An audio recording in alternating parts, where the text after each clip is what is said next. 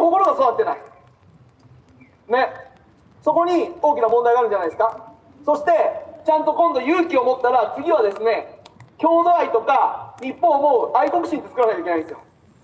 そうじゃないと一生懸命勉強しても社会や日本のために働いてくれないから。みんなが優秀な子たちが、優秀な若者が全部外国行ったらどうするんですか。いや、いいですよ、一時外国行っても。でも帰ってきてもらわないと、日本に。佐賀もそうでしょ。優秀な子育ててみんな福岡とか東京行っちゃったら、佐賀誰が未来作るんですか。佐賀の未来は佐賀県民しか作ってくれないんじゃないですか。北海道とか大阪の人がいっぱい来て佐賀のことやってくれますか。やってくれないでしょ。佐賀の未来は佐賀の皆さんと、それから皆さんのお子さんお孫さんが作るしかないんですよ。支えていくしかないんです。それいなくなったら外国人入れるんですかね。そんなの困るんじゃないですか、皆さん。そんな未来は。ってことは、佐賀の未来を考えてくれる子たちをちゃんと育てておかないといけない。ね。そして、日本人としてやるべき最低限の規範みたいなものありますよね。弱い者をいじめてはいけないとかですね、人を後ろから切ってはいけないとかですね、そういう、切ってはというか、人を後ろから襲ってはいけないとかですね、そういうね、日本人らしい正義感とかあったはずなんですよ。今それすらなくなってきて、若者がお金ないからってお年寄りを襲ってお金奪っちゃうんですよ。ありえないですよね。道端で寝転んでご飯食べたりとか、ゴミをその上にポイポイ捨ててあったりとかね、そういうことがまかり通ってますし、でまたそういうことをやる外国の方も入ってきちゃいますよね。残念ながら外国の方がみんなそうだとは言わないけど、でも今社会崩れてますから、これ変えていくにはまず地域の人づくりからじゃないですか。それをきちっと政治でやっていきたいのが参政党という政党です。人を作って次にやるのがやっぱりさっきも言ったけど体づくりですよね。岩本さんに立候補していただいているのもね、立候補を予定していただいているのもお医者さんだからですよ。村上康美先生たちが一生懸命推薦してですね、応援してくださってるわけですけど、やっぱり今食と健康、医療、環境、全てこれがですねビジネス化してしまってますよ。全部金儲けですよ。そうでしょ。再エネとか利権じゃないですか。私も国会でも言っちゃいましたよ。食はどうですかね。環境保全はどうですか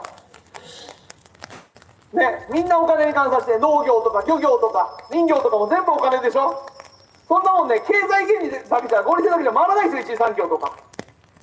でもそうやった結果、結局食べるものなくなりますよ。どんどん質悪くなりますよ。食べるものの質悪くなったら病気になりますよ。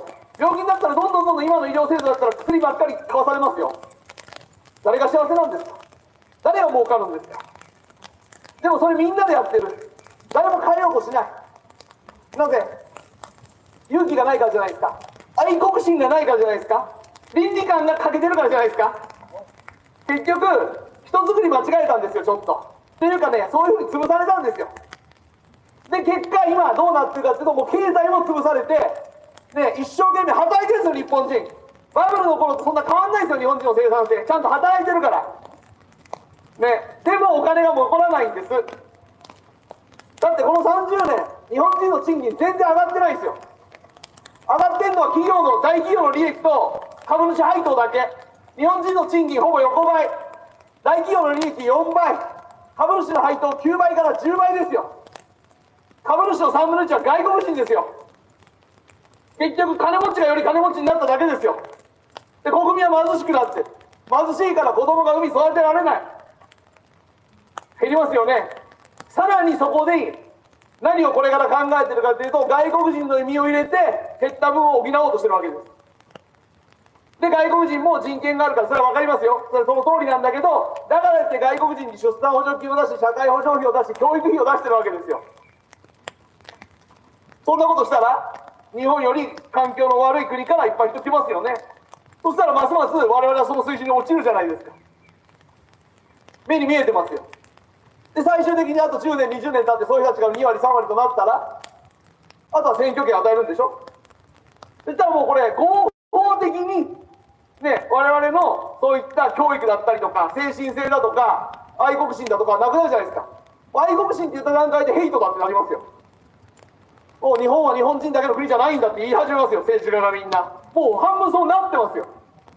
私なんか一生懸命日本は日本人の国だって言ったらですね、ちょっと肩身狭いですもんね、若干長野町では。何その古臭い考え方とか、男らしく女らしくもダメらしいですよ。教育とかも政治家が関わっちゃダメらしいですよ。政治家が教育を語らなくて誰が教育が上がるんですか？学校の先生ですか？学校の先生にそんな権限あるんですか？学校の先生に教育は変えられませんよ、残念ながら。国の教育を考えるのは政治家です。そして政治家を選ぶのは皆さんです。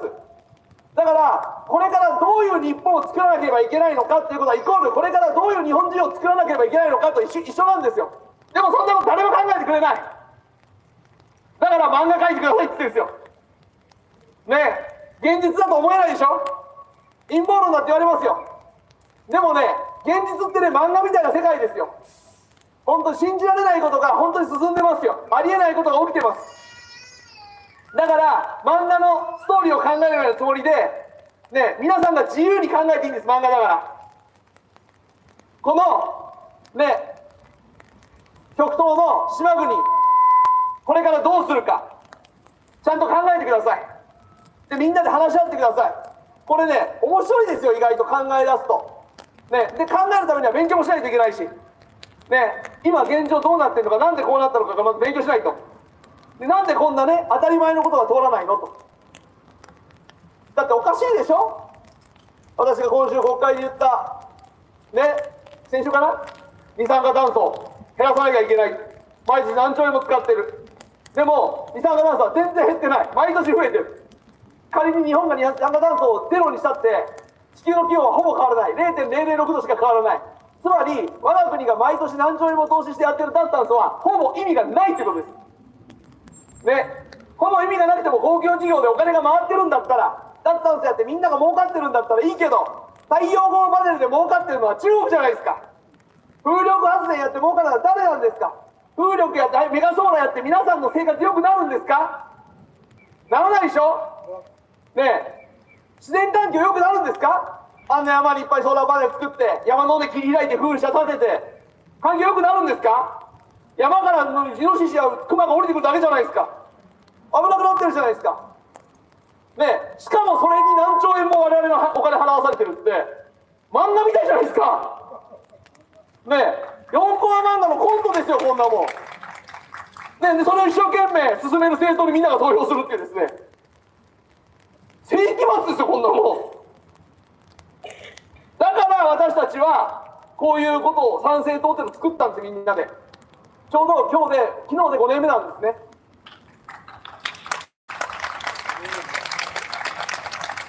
作りたかったと思いますか、私。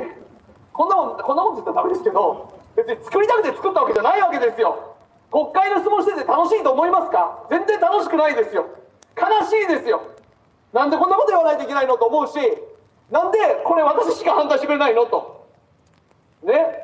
昨日も国会があってね、私は世界銀行に3年間で4200億また出資してですね、アフリカの貧しい国にお金を送るって言うんですよ。でも何に使われてるかよく分かんないんですよ。ね、アフリカの貧困国を助けなきゃって言うから、いや、国民が貧困になってると。国民が今貧困なのに、なんで国民からお金を集めてアフリカに送るんですかと。おかしくないですかと。まず、ね、今昔みたいにね、世界の 18% ぐらい GDP 持ってる時だったら、貧しい国に行っていいですよ、お金持ちだから。今、日本お金持ちじゃないんですよ、皆さん。国民一人当たりの GDP も、韓国にも台湾にも抜かれたじゃないですか。ね、国民お金ないの。ないのにどんどん絞り取ってね、貧しい国に配るっておかしくないですかと言って反対討論しました。参議院で投票しました。240人ぐらいいますね。反対したの何人だと思いますか。私だけ。漫画ですよ、私からしたらね。それが今の現実です。だから正論じゃないんですよ、もうね。だからもう今なんかもうずっと惰性でやってるようなもんです。昔からそうしてきたからとか。だから自民党も惰性ですよ。立憲民主党も惰性ですよ。共産党も惰性、公明党も惰性、古い党は全部惰性。今まで自分たちは積み上げてきたものの上になってる。官僚も惰性です。先輩がやってきたのがそのまま乗ってるから。変えると怒られるんですよ。先輩たちが作ってきたのを変えるから。だから今まで通りやっていきたいわけですよ。だましだまし。あとはもう選挙だけ乗り切りたいだけなんとかして。だから選挙前になったら何やります？お金配るでしょね。え、お金配るから許してって話ですよ。でどんどんそうやって今までの惰性を続けていくわけですよ。現状が悪くなったのに誰も変えようとしない。だからこういう党を作ってレジスタンスをやってるんです。私たちは合法的にはこれは抵抗活動なんですよね。すごく紳士的な政党活動ですよ。抵抗活動ですよ。だって私演説ではねきついことも言いますけど、国会の中では別に暴れてないですよ。別に国会のルール破ってない。ちゃんと真摯にやっている。ルール通り言ってる内容がエグいだけね。でもあれも抵抗活動ですから。楽しいですかという話で、楽しくないですよ。嫌ですよ。だってみんなからヤジ飛ばされるしね、なんか嫌な目で見られますもん。でも誰かがやらないといけないでしょ。こんなことをねやって、もし参政党がですよ、それで逆にこれうまくいって飛躍したらどうなると思います？私に狙われるんですよ。誰から惰性でやってた人たちからですよ。そこに利権とかいろんな構造があるのに、私たちがそれを暴露して構造を変えようとするから邪魔じゃないですかね。だからここ佐賀だから言いますよ。参政党活動は死ぬことと見つけたりですよ。本当にこの意味でねちゃんとあって、別に死にたいわけじゃないんですよ。行きたいですよ私だって。けどもね、これやったら殺されるかもしれないなと思いながらやらないといけないわけですよ。笑う人もいるかもしれないけど、でも過去の歴史見てくださいよ。直近になって元総理大臣殺されてるじゃないですか。その理由もよく分かんないじゃないですか。いまだに裁判もちゃんと始まらないし、外国だっていろんな人殺されてますよね。アメリカでもトランプさん狙われたじゃないですか。そうですよ。巨大な利権とかあれだからね。だから本気で政治をやるっていうことは死ぬことを見つけたりなんですよね。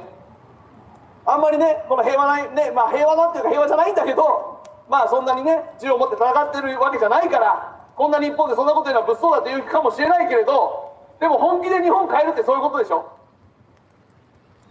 それを一緒にやってくれる人を私たちは求めてるんです。5年やってだいぶ増えましたね。最初私がやろうと YouTube で訴えかけた時、5年前は2800人でした。今は党員サポーターで7万人ですね。でもなかなかこの7万人が増えないですね。なぜかメディアが取り上げないからです。それはそうですよ。だってメディア既得権側だもん。それを変えようという私たちはそれは出したくないですよね。明日もね日曜討論があってトランプさんの関税についての議論って言うんですけど、はいまた呼ばれませんね。国政政党になったら呼ばれると思ったんですけどね、呼ぶって言ってたんですよね、選挙の時はね。初めの3年前の選挙の時は国政政党じゃないからって言われたんですよ。でも選挙でちゃんと176万票いただいて国政政党になったからで、だからこれからは番組呼べますねって言われたんですよ。何人かのディレクターから一個も呼ばれませんね。現場の記者の人たちとかリポーターの人たちは話したら分かってくれます。そうですよね、いや賛成されてること共感しますって言ってくれますけど、記事にならなかったり番組に出れません。じゃあどっかで潰されてるわけですよね。でもね、皆さんには分かってほしい。何のためにやってるか。私たちは、ね、特に私は今代表ですから、別に目立ちたいわけでも自分は国会議員になりたいわけでもお金欲しいわけでもないんですね。この壮大なレジスタンス活動を実りあるものにしたいんですよ。そして先輩たちが守ってきたこの国を守りたいんですよ。そして次の世代に少しでもマシな状態で渡したいわけ。もうこれ160年かけて潰されてるから、なかなかね子供たちが笑顔で暮らせるような国にはそうするにはならないですよ。けどかつての日本は今よりももっと幸福度が高かったはずです。間違いなく。けどその幸福度がなくなってんの。それを取り戻したいんですよ。それを子供とか孫の世代にちゃんと取り戻せそうだなっていう可能性を感じながら私は死んでいきたいんです。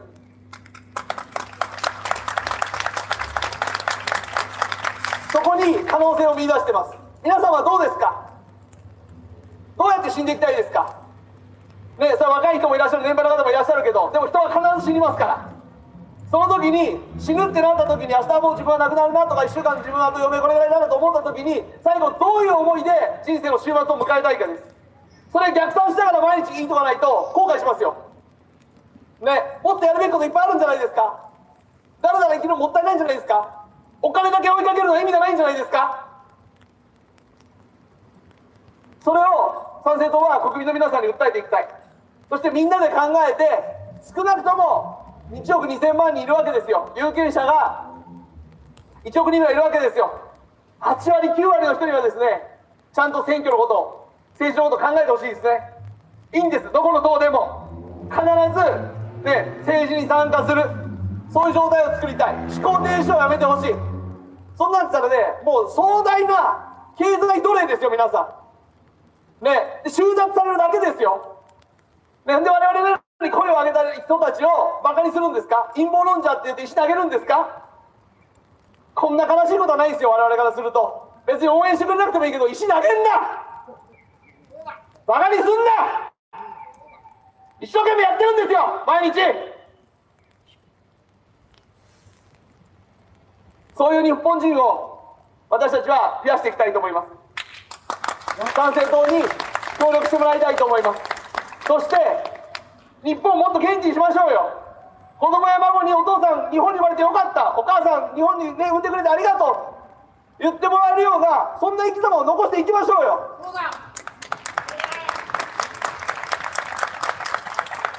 それを今年の夏選挙を通じてですね、全国で皆さんに改めて訴えていきたいと思いますね。